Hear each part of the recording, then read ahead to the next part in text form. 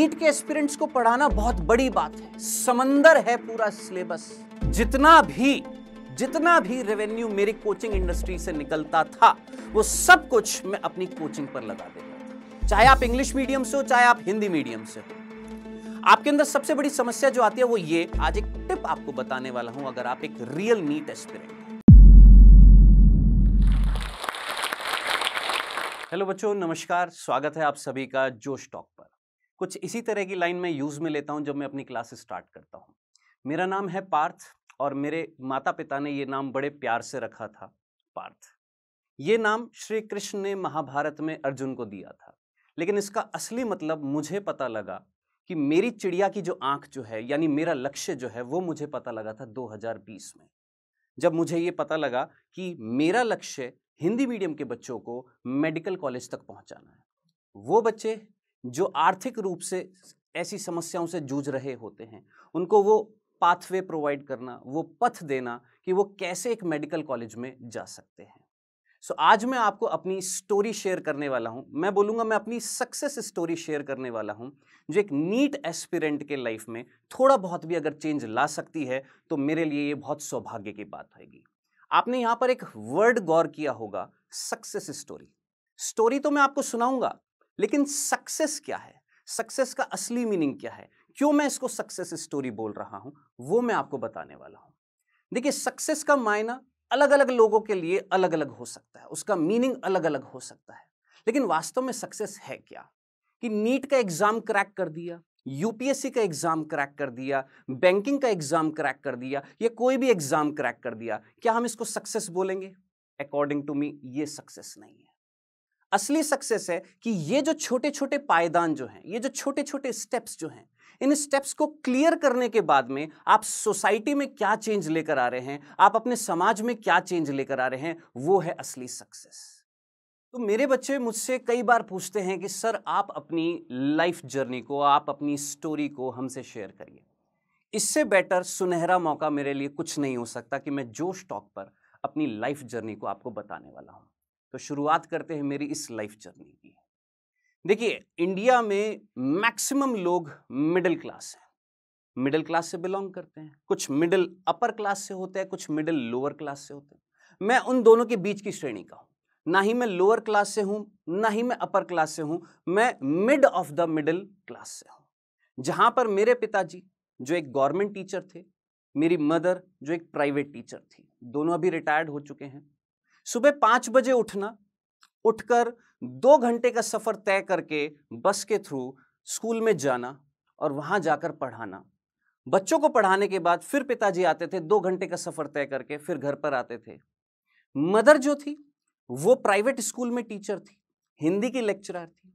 वो स्कूल में जाती थी, सुबह उठकर मेरे लिए खाना बनाना, पापा के लिए खाना बनाना, अपने लिए खाना बनाना और स्कूल में जाकर पढ़ाना, फिर घर आकर वापस से पूरे परिवार को संभालना।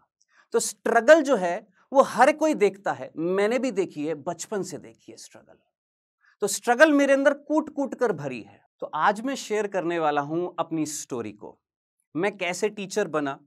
आज भी आप देखते होंगे इंडिया में कई सारे पेरेंट्स, हमारा समाज पूछता है आपके बेटे ने क्या क्रैक किया, आपकी बेटी क्या कर रही है, उसने कौन सा एग्जाम क्रैक किया, क्या वो गवर्नमेंट सर्विस में है, क्या वो डॉक्टर है, क्या वो इंजीनियर है। क्या कभी कोई पूछता है क्या वो टीचर है? क्या कोई नहीं पूछता। बहुत कम लोग हैं जो ये चाहते हैं कि हमारा बच्चा टीचर बने। मेरे फादर और मेरी मदर दोनों टीचर हैं, तो आपको लगता होगा कि मेरे अंदर भी वो खूबी होनी चाहिए कि मेरे को भी यही बताया गया होगा कि तेरे को फ्यूचर में टीचर बनना है। नहीं, मेरे माता पिता ने भी सपना देखा कि हमारा बेटा भी डॉक्टर बनेगा। 11th 12th क्लास में मेरे को बायोलॉजी दिलाई, ये सोचकर कि हमारा बच्चा भी डॉक्टर बनेगा। हो सकता है उनके सपने को मैं साकार नहीं कर पाया, उस टाइम इतनी मैच्योरिटी मेरे अंदर नहीं रही कि मैं उनके सपने को साकार कर पाया, लेकिन हां, उस टाइम पर दौर था AIPMT का, उसे मैंने क्रैक किया। मुझे मिल रहा था bachelor of veterinary science in government college, private नहीं, गवर्नमेंट कॉलेज। लेकिन हर एक की एक पर्सनल चॉइस होती है, मैंने वो ऑप्ट नहीं किया उस प्रोफेशन को। मुझे नहीं जाना था, मुझे नहीं करना था बैचलर इन वेटनरी साइंस, ये मेरी पर्सनल चॉइस थी। अब इसके बाद ऑप्शन क्या होते हैं? अगर आप एक नीट एस्पिरेंट हैं तो आप जानते हैं कि बहुत कम ऑप्शंस होते हैं एक मेडिकल एस्पिरेंट के लिए। उसके पास में क्या ही फ्यूचर होता है, उसके पास में क्या ही होता है कि या तो वो बीएससी करेगा, बॉटनी से कर लिया, जूलॉजी से कर लिया, है ना, यही ज्यादातर ऑप्शंस होते हैं अगर नीट क्लियर नहीं होता है तो। मेरे पास भी यही ऑप्शन आ रहे थे, पेरेंट्स ने बोला चलो बीएससी कर लेते हैं, है ना। यहां तक कि मेरे पेरेंट्स ने यह भी सोच लिया कि हम एक काम करते हैं, लोन ले लेते हैं और इसको प्राइवेट एमबीबीएस करा देते हैं। मैंने मना कर दिया, क्योंकि यहां पर मैं एक टर्न पॉइंट बताता हूं और वो ये, एक टीचर के अंदर, ध्यान से सुनिएगा, एक टीचर के अंदर दो खूबियां होनी बहुत जरूरी है। एक है कि वो काम हो, धैर्य हो उसके अंदर, पेशेंस हो, नम्बनेस हो, और दूसरा उसके अंदर डिसिप्लिन भी हो और उसके अंदर स्ट्रिक्टनेस भी हो। तो ये दोनों खूबियों में से पहली खूबी जो है कि मेरे अंदर धैर्य कैसे आया, मेरे अंदर पेशेंस कैसे आया, इसका एक रीजन था कि मैं और मेरा जो भाई जो है उसके बीच में जो डिफरेंस है वो है 13 साल का, 13 ईयर का मेरे और मेरे भाई में डिफरेंस है। तो लोन की जो बात जो चल रही थी कि इसको, यानी मेरे पेरेंट्स मुझे प्राइवेट एमबीबीएस कराना चाहते थे लेकिन लोन लेकर, तो वो बिल्कुल खत्म हो गई। क्यों? क्योंकि उस छोटे भाई का भी भविष्य देखना था। तो उस ऑप्शन को नकार दिया हम लोगों ने। अगर आप एक टीचर हैं और बच्चों को पढ़ा रहे हैं तो कामनेस बहुत जरूरी है, पेशेंस बहुत जरूरी है, आराम से पढ़ाना बहुत जरूरी है, क्योंकि अगर आप भागेंगे तो बच्चे को समझ में नहीं आएगा। तो धैर्य से, आराम से, पेशेंस के साथ में पढ़ाइए और पढ़ाने के बाद जरूर उस बच्चे से पूछिए कि समझ में आया या नहीं आया। स्ट्रिक्टनेस इसलिए जरूरी है क्योंकि आप अगर अपना 100% दे रहे हैं तो आप ये बिल्कुल एक्सपेक्ट करते हैं कि बच्चा जो है वो भी अपना 100% दे, वो प्रॉपर डिसिप्लिन के साथ क्लास में आए, डिसिप्लिन के साथ में क्लास में पढ़े और डिसिप्लिन के साथ में अपनी रैंक लेकर आए। तो स्टोरी को आगे बढ़ाते हैं और अब मैं बताना चाहूंगा कि आखिर मैंने कौन सी डिग्री हासिल करी, क्या किया मैंने। ये बात है 2005 की। उस टाइम पर अखबार में एक इश्तिहार आया था कि वो बच्चे जिनके पास 12th में बायो और मैथ्स दोनों हैं, एक कॉमन एंट्रेंस एग्जाम स्टार्ट हुआ था जयपुर में, राजस्थान यूनिवर्सिटी में एक डिपार्टमेंट एस्टेब्लिश हुआ था जिसका नाम था CCT, centre for converging technologies. ये एक ऐसी ब्रांच थी, या मैं बोलूंगा एक ऐसा डिपार्टमेंट था जिसमें बीटेक की डिग्री दी जाती थी, बीएससी नहीं, बीटेक। आपको सोचकर हैरानी होगी कि बायो का स्टूडेंट और बीटेक। जी हां, हमें पढ़ाया गया 4 साल तक, हमें पढ़ाया गया नैनो साइंस यानी नैनो टेक्नोलॉजी, हमें पढ़ाई गई आईटी यानी इंफॉर्मेशन टेक्नोलॉजी, हमें पढ़ाया गया कॉग्निटिव न्यूरो साइंस, हमें पढ़ाई गई बायो इन्फॉर्मेटिक्स, हमें पढ़ाई गई बायोटेक्नोलॉजी। ये जो मेजर जो सब्जेक्ट्स जो थे, इनमें हमें दी गई ग्रेजुएशन की डिग्री और उसके बाद में हम लोगों ने की थी अपनी मास्टर्स की डिग्री। मैंने अपनी मास्टर्स की डिग्री करी थी बायो इन्फॉर्मेटिक्स और बायोटेक में। अब डिग्री तो पूरी हो गई, डिग्री के बाद क्या? डिग्री के बाद करनी है नौकरी। नौकरी करना इसलिए जरूरी है क्योंकि अगर नौकरी नहीं मिलेगी तो कोई पिता अपनी छोकरी नहीं देगा। तो अब फाइनल ऑप्शन यही था कि नौकरी करनी है। लेकिन उस टाइम पर जॉब्स बहुत कम थी। मेरे को जॉब मिली एक ऐसी कंपनी में जहां पर स्टेम सेल्स को प्रिजर्व किया जाता है, वहां पर एज ए रिसर्च एसोसिएट में वहां पर ज्वाइन हुआ था। मैं आपको बताता हूं मेरी पहली तनख्वाह, मेरी जो फर्स्ट जॉब जो थी उसमें मेरी जो पहली तनख्वाह जो थी वो थी मात्र 12,000 रुपए। 12,000 रुपए, जो आज की डेट में कई लोगों को लगता है या कई लोग मानेंगे कि यार ये तो बहुत ही कम है। उस टाइम पर 12,000 रुपए मुझे मिलता था। अगर कोई भी पिता अपनी बेटी को देना चाहता है एक ऐसे घर में जहां पर बच्चे की मंथली आय मात्र 12,000 है, तो कोई भी राजी नहीं होता। तो मेरे पास दूसरा ऑप्शन क्या था कि शायद मुझे चेंज लेना चाहिए, क्योंकि मैं भी बोर हो रहा था। रोज वही के वही एक्सपेरिमेंट, सिंपल सा स्टेम सेल्स को प्रिजर्व करना और कुछ नहीं था। इस दौरान जब मैं अपने घर पर था तो मुझे मिले 3 बच्चे 9th क्लास के, और आपको आश्चर्य होएगा वो जो बच्चे जो थे उनको पढ़ाते हुए मेरे को इतना आनंद आया, इतना अच्छा लगा कि फाइनली मुझे लगा कि मुझे अब अपनी स्ट्रीम चेंज कर देनी चाहिए। मैं इकोनॉमिकली, देखिए ये हकीकत है भारत में, आपको आर्थिक रूप से तो समृद्ध होना ही पड़ेगा और आपका जो पैशन है उसको भी फॉलो करना पड़ेगा। आज की डेट में कई ऐसे हमारे युवा हैं जो अपना पैशन भूल जाते हैं और सिर्फ आर्थिक रूप से अपने आप को समृद्ध करने की कोशिश करते हैं। तो मेरे को जो चीज सही लगी वो ये कि मेरे को अपने पैशन को भी फॉलो करना है, क्योंकि जिसमें मुझे आनंद आ रहा है इट मींस वो मेरा पैशन बनेगा। और यस, आर्थिक रूप से भी मेरे को फायदा पहुंच रहा था। सो फाइनली मैंने इस एजुकेशन इंडस्ट्री में एंट्री ली और मैंने अपनी पहली जॉब स्टार्ट करी कोटा में। जी हां, शिक्षा नगरी में, कोटा में मैंने पढ़ाना स्टार्ट किया। लेकिन आज की डेट में मैं नीट के एस्पिरेंट्स को पढ़ाता हूं। स्टार्टिंग मैंने नीट के एस्पिरेंट्स को पढ़ाना स्टार्ट नहीं किया था स्टार्टिंग में, क्योंकि देखिए नीट के एस्पिरेंट्स को पढ़ाना बहुत बड़ी बात है, समंदर है पूरा सिलेबस। तो स्टार्टिंग मैंने करी थी 9th क्लास से पढ़ाना, 9th के बच्चों को पढ़ाना। एक एग्जाम्पल के साथ में मैं आपको बताता हूं, अगर आप एक नीट एस्पिरेंट है तो बहुत जल्दी इस चीज को समझ जाएंगे।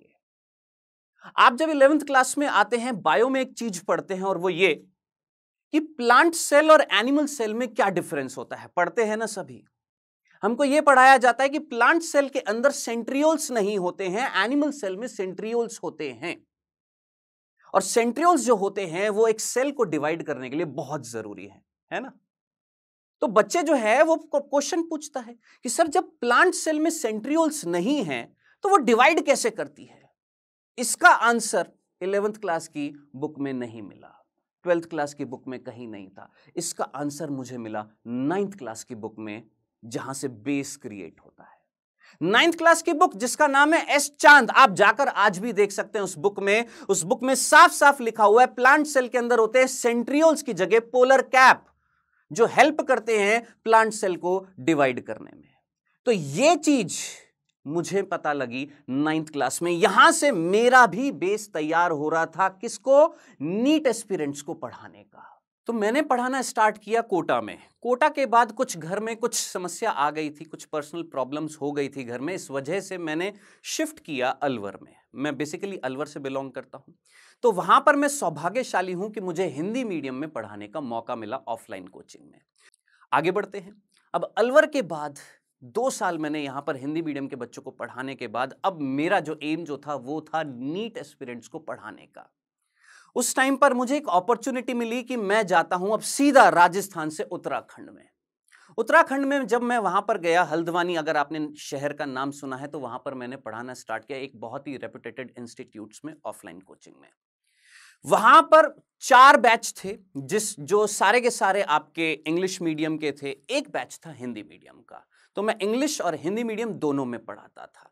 मुझे आज भी याद है 2015 में, उस टाइम पर स्टेट बोर्ड होते थे, 2015 में यूके पीएमटी यानी उत्तराखंड बोर्ड पीएमटी में फर्स्ट रैंक आई थी शाश्वत बच्चे की। नाम एक टीचर को हमेशा याद रहते हैं उसके बच्चों के। तो कारवां इस तरीके से आगे बढ़ता चला, मैं पढ़ाता चला, कारवां आगे बढ़ता चला। फिर एक टाइम ऐसा आया, मुझे लगा कि क्यों नहीं कि वो जो बच्चे को एम्स तक पहुंचाना है, उस एम्स में पहुंचाने के लिए और ज्यादा मेहनत करनी पड़ेगी। तो हमने एक पूरी टीम बनाई। उस टीम ने हमने अपना एक कोचिंग इंस्टीट्यूट स्थापित किया जिसका नाम था कन्वर्जेंस कोचिंग इंस्टीट्यूट।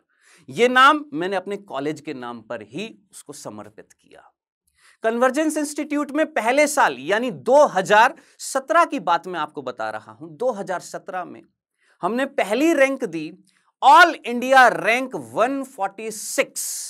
बच्चे का नाम था रजनीश, जो आज एम्स जोधपुर में पढ़ रहा है। यह मेरे लिए उससे भी बड़ा प्राउड मोमेंट था। अब यह प्राउड मोमेंट मेरे साथ हर साल हो रहे थे। समय आता है 2020 का, आप सभी जानते हैं, एक ऐसा काल जिसने कई ऐसे लोगों को ले डूबा था। वो काल, जी हां, वो है कोरोना काल। सब कुछ बंद हुआ, हमारी कोचिंग बंद हो गई थी, सब कुछ बंद हो गया था। मेरे पास सिर्फ एक ही ऑप्शन था कि मैं अपने घर पर आता हूं। मैं अपने घर पर आया, अपने पेरेंट्स के साथ रहा। मेरे ऑलरेडी एक बच्चा था और दूसरा बच्चा होने वाला था, और मेरे बैंक अकाउंट में मात्र बचे थे 3111 रुपए, और मैं टोटली अपने पेरेंट्स पर निर्भर था। क्यों? क्योंकि जितना भी रेवेन्यू मेरी कोचिंग इंडस्ट्री से निकलता था वो सब कुछ मैं अपनी कोचिंग पर लगा देता था, क्योंकि मेरा लक्ष्य सिर्फ एक ही दिखता था, वो बच्चा जो मेरे से पढ़ने आ रहा है उसको एक मेडिकल कॉलेज में पहुंचाना है। तो मेरे पास कुछ भी नहीं बचा था। मेरी वाइफ की डिलीवरी होने वाली थी, सेकंड बच्चा आने वाला था, मेरे बैंक में कुछ भी नहीं बचा था। सौभाग्यशाली होते हैं वो लोग जिनके माँ बाप उनके साथ में होते हैं, और उस टाइम पर मेरे माता पिता मेरे साथ में थे। तो उन्होंने मेरे को किसी चीज की कमी नहीं आने दी उस कोरोना काल में। लेकिन आप ये भी जानते हैं, एक बच्चा जो अपने पैर पर खड़ा है, सडनली उसके साथ में अगर ऐसी परिस्थितियां हो जाती है तो वो ज्यादा दिन तक घर पर बैठ नहीं पाता है। मैं भागा दौड़ी करने लगा कि मेरे को कहीं जॉब मिल जाए, यहां मिल जाए, वहां मिल जाए, इस ऑफलाइन कोचिंग में मिल जाए, यहां पर मिल जाए। नहीं मिल रही थी। आप भी जानते हो उस काल में कहीं पर भी जॉब्स नहीं थी। फाइनली एक ऐसा मौका आया जब मेरे पास कॉल आया कि आप हिंदी मीडियम को पढ़ाना चाहेंगे ऑनलाइन। आज भी मैं कैमरे में देख रहा हूं, और उस टाइम भी मुझे लगा कि मैं कैमरे में कैसे पढ़ाऊंगा, क्योंकि ऑफलाइन में बच्चा सामने बैठा है, मैं उससे पूछता हूं समझ में आया नहीं आया, वो बोलता है समझ में आया नहीं आया, तो मैं वापस से पढ़ाऊंगा। लेकिन कैमरे में कैसे वो हजारों की भीड़ को मैं टैकल करूंगा? तो वो मेरे लिए बहुत ही बड़ा चैलेंज था कि कैसे मैं उन हजारों बच्चों को संभाल पाऊंगा। लेकिन समय के साथ साथ सब कुछ सही हो जाता है। मैंने जब अपनी पहली वीडियोस YouTube पर डाउटनट चैनल जो है उस पर जब डाली, मिलियंस में वो गई। लोगों ने बहुत सराहा, बच्चों ने बहुत प्यार किया, बहुत सारा प्यार मुझे मिला। फाइनली मुझे याद आ रहा है 2021 में कोमल नाम से बच्ची जिसने राजस्थान में पूरे स्टेट में फर्स्ट रैंक लेकर आई थी, मुझे आज भी याद है, डाउटनट के माध्यम से मैंने उसको पढ़ाया था। अब आगे बढ़ते हैं। ये तो हो गई बोर्ड्स की बात। हिंदी मीडियम में नीट एस्पिरेंट्स को किस तरीके से हमने पढ़ाया। 2022 में हम लोगों एक बैच लेकर आए जिसका नाम था आरंभ बैच, और हमारा मेन मकसद यही था कि ऐसे बच्चे जो पारिवारिक समस्याओं से जूझ रहे हैं, आर्थिक समस्याओं से जूझ रहे हैं, उनको मेडिकल कॉलेज तक पहुंचाना है, क्योंकि प्रॉपर गाइडेंस नहीं मिल पाती है। एक हिंदी मीडियम के बच्चे को स्कूल में नीट के बारे में पता तक नहीं होता है। तो ये सारी चीजें हमने YouTube के माध्यम से उन सभी बच्चों तक पहुंचाई। हमने एक बैच लॉन्च किया जिसका नाम था आरंभ बैच, आज भी याद है। शाश्वत नाम से बच्चा था, 650 नंबर लेकर आया था 2022 में। हमारा कारवा यहीं पर नहीं रुका। 2023 में रजनीश नाम से एक और बच्चा जो 680 मार्क्स लेकर आया था 2023 में, जो 12th क्लास में उत्तर प्रदेश बोर्ड में यानी यूपी बोर्ड में 8th रैंक लेकर आया था, आज वो एम्स में पढ़ रहा है। तो 2023 के साथ साथ अब बारी आ रही है 2024 की, जिसका रिजल्ट जल्दी आने वाला है, और मैं बिल्कुल एक्सपेक्ट कर रहा हूं कि हमारा बच्चा जो हमारे साथ पढ़ा हुआ है हिंदी मीडियम से 700 क्रॉस जरूर करने वाला है। सो बेसिकली हिंदी मीडियम के बच्चों के अंदर बहुत ही जो बड़ी समस्या देखने को मिलती है वो है आत्मविश्वास की। वो हमेशा पूछते रहते हैं कि सर मैं हिंदी मीडियम से हूं, क्या मैं मेडिकल कॉलेज में जा पाऊंगा, क्या मैं नीट क्रैक कर पाऊंगा। ये बहुत बड़ा मिथ है। बहुत सालों से बच्चे जा रहे हैं, हिंदी मीडियम के बच्चे जो मेडिकल कॉलेजेस में जा रहे हैं, आईआईटी में पढ़ने जा रहे हैं, क्या वो नहीं जाते हैं? क्या बिल्कुल जाते हैं। सो इस मिथ को तोड़ना है, और ऐसे कई सारे एग्जाम्पल हैं जिसमें से एक एग्जाम्पल मैं यहां पर जल्दी से आपको बताना चाहूंगा। और वो बच्चा जो है उसका नाम है गौरव। उसके फादर जो एक फार्मर थे, मेरे पास कॉल आया था 2022 में ही। उसके फादर फार्मर थे और कहते थे कि सर हमारे पास कुछ भी नहीं है, हम आपके अपने बच्चे को आपसे पढ़ाना चाहते हैं, क्या वो मेडिकल कॉलेज में जा पाएगा, हिंदी मीडियम में है, क्या वो पहुंच भी पाएगा कि नहीं पहुंच पाएगा। मैंने उस बच्चे से बात करी, उसको लगा कि क्या मेरा हो पाएगा या नहीं हो पाएगा। मुझे अभी भी याद है 2022 का जब रिजल्ट आया था तो 620 नंबर के साथ में वो बच्चा आज एक मेडिकल कॉलेज में पढ़ रहा है। तो ये मत सोचिए कि हिंदी मीडियम के बच्चे सेलेक्ट नहीं होते हैं, ढेरों बच्चे सेलेक्ट होते हैं। बस आपके अंदर सिर्फ एक कमी है और वो है आत्मविश्वास की। अपने आत्मविश्वास को बढ़ाइए दोस्त। दूसरी चीज जो बहुत इंपॉर्टेंट है, जो एक नीट एस्पिरेंट को मैं जरूर बताना चाहूंगा, चाहे आप इंग्लिश मीडियम से हो चाहे आप हिंदी मीडियम से हो, आपके अंदर सबसे बड़ी समस्या जो आती है वो ये कि सर हम पढ़ते तो हैं लेकिन हम चीजों को भूल जाते हैं। आज एक टिप आपको बताने वाला हूं, अगर आप एक रियल नीट एस्पिरेंट है। एक बहुत ही बड़े साइकोलॉजिस्ट थे जिनका नाम था एबिंगन हॉस। उन्होंने एक लर्निंग कर्व दिया था। उन्होंने यह समझाया था कि अगर हम जो भी कुछ पढ़ते हैं उसका 42% पोर्शन हम 20 मिनट्स में भूल जाते हैं, उसका 67% पोर्शन हम एक दिन में भूल जाते हैं, उसका 79% पोर्शन हम एक महीने में भूल जाते हैं और 90% पोर्शन जो है वो हम 2 महीने में भूल जाते हैं। यह दिया था उन्होंने एक लर्निंग कर्व कि हम 2 महीने के अंदर जो भी आज हमने पढ़ा है वो सब कुछ भूल जाते हैं। और आपके साथ भी यही समस्या आती होगी कि सर जो पढ़ा वो भूल गए, तो कैसे याद करें, कैसे रिवाइज करें। उन्होंने इसको एक दूसरा इसका समाधान भी दिया एबिंगहॉस ने, और उन्होंने इसको समझाया एक कर्व के थ्रू जिसको हम बोलते हैं स्पेसिंग कर्व। उन्होंने बताया कि अगर आप आज कुछ पढ़ रहे हैं तो उसको रिवाइज करिए विद इन 24 आवर्स। उसका सेकंड रिवीजन होना चाहिए तीसरे दिन पर और उसका थर्ड रिवीजन होना चाहिए 6th डे पर। यानी आज जो आपने पढ़ा उसको 24 घंटे के अंदर रिवाइज करिए, फिर तीसरे दिन पर रिवाइज करिए, फिर छठे दिन पर रिवाइज करिए। आप वो चीज कभी नहीं भूल पाएंगे। क्यों? क्योंकि वो आपकी लॉन्ग टर्म मेमोरी में स्टोर हो जाती है और ये नीट एस्पिरेंट के लिए बहुत बहुत बहुत जरूरी है। सो आशा करता हूं कि आप जितने भी बच्चे हैं, आपका एम सिर्फ एक ही है, वो है मेडिकल कॉलेज में जाना। और जितने भी हिंदी माध्यम के बच्चे हैं, टेंशन मत लीजिएगा, मैं आप सभी के साथ लगा रहूंगा, मेहनत करता रहूंगा। और आप भी याद रखिएगा कि 2 ही चीज इंपॉर्टेंट होती है, एक है आपका पैशन और एक है ईमानदारी। अगर आप एक टीचर हैं तो पैशन के साथ पढ़ाइए, ईमानदारी के साथ में पढ़ाइए। इधर उधर नहीं भटकना है आपने, क्योंकि आपका लक्ष्य उन ऐसे बच्चों को कॉलेजेस में पहुंचाना है जहां वो अपने ड्रीम को फुलफिल कर सके और आप अपने पैशन को फुलफिल कर सके। बहुत बहुत धन्यवाद आप सभी का। थैंक यू सो मच मेरी कहानी को सुनने के लिए।